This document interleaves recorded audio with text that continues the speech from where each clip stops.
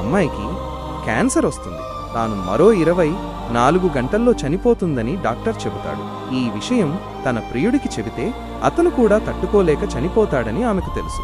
అప్పుడు ఆ అమ్మాయి కొంచెం కష్టంగా ఉన్నా సరే తన ప్రియుడికి ఒక షరతు పెడుతుంది.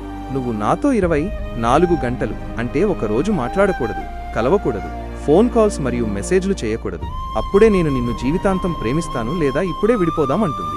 ఆ అబ్బాయి ఏమి చేయలేక కష్టంగా ఉన్నా ఆ షరతును అంగీకరిస్తాడు. అయితే అతనికి తెలియదు ఆమెకు కేవలం 24 గంటల జీవితం మాత్రమే మిగిలి ఉందని. తరువాత రోజు అతడు ఉత్సాహంగా వెళతాడు.